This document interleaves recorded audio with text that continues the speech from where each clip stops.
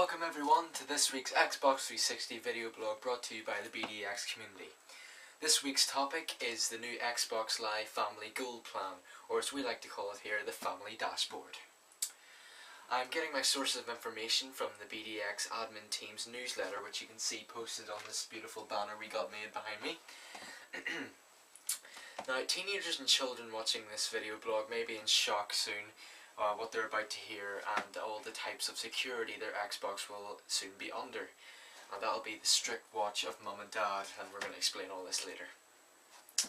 Each Family Gold package is going to cost £80 and will give you access to 4 Family Gold accounts for 1 year, which will save you £80 because of the usual price of 1 year of Xbox Live Gold, which costs £40 per year.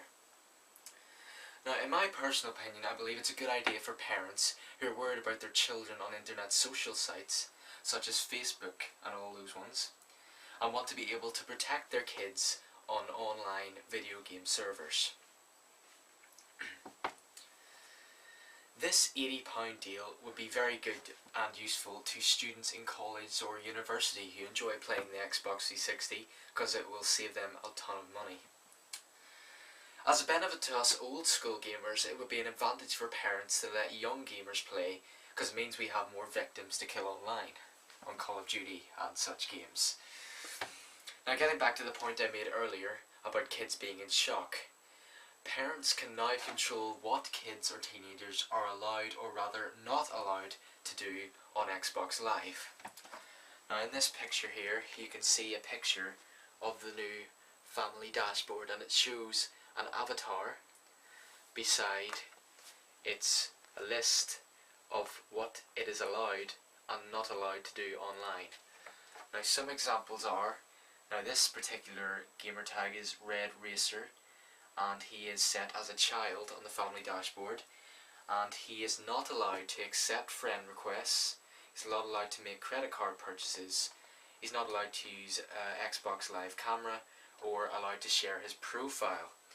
What he is allowed to do is play online, purchase downloadable content, and allowed to share his online status with friends. So it just gives you an insight as to what exact restrictions are going to be in place. Now, in my opinion on this section, I think that depending on the age of the child, they should be allowed to have a set amount of freedom depending on their date of birth for their profile when they signed up to Xbox Live, and there should be a set basic allowance on Xbox Live for certain features depending on their age. But this service can go too far with the restrictions, such as a restriction on whether they're allowed to appear online or not. This is a feature which is allowed up to the parents. I really don't know what harm appearing online or sharing your profile does unless the child actually comes into contact with another gamer.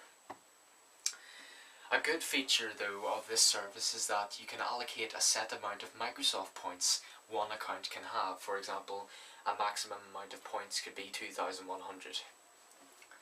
So like I said, depending on the strictness level of your parents' kids, you could be in some trouble when it comes to playing Xbox Live when the service comes to Xbox this Christmas. Now, another protection feature of the Family Dashboard is that parents can set which ratings of games a child can play, such as not allowing them to play Modern Warfare 2 because it's an 18.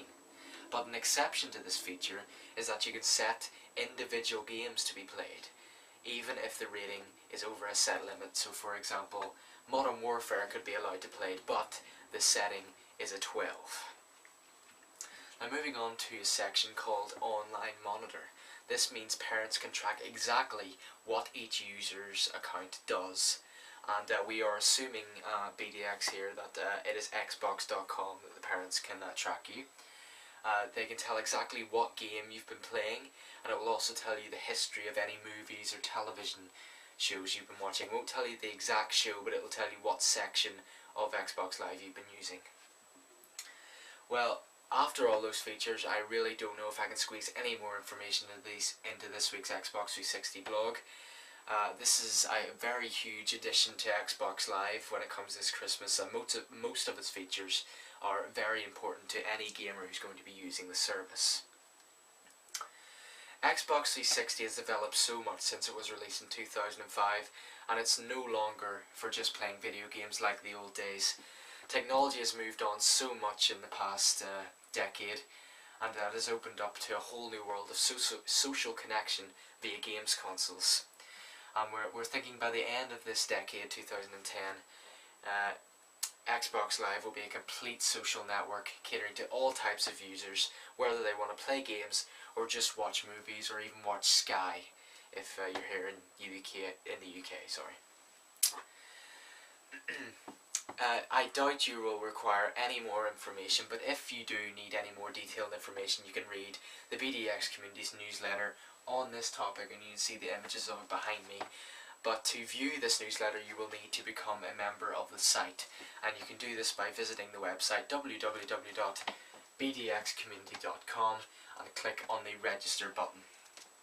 And please link us to all your friends. We're an ever-developing community website, and we want to get as many members as possible so we can keep you all up to date on the latest games and technology.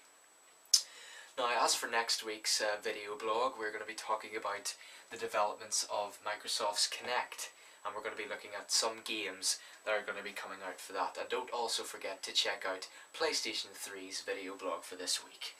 I am Dann93 reporting for BDX's news team.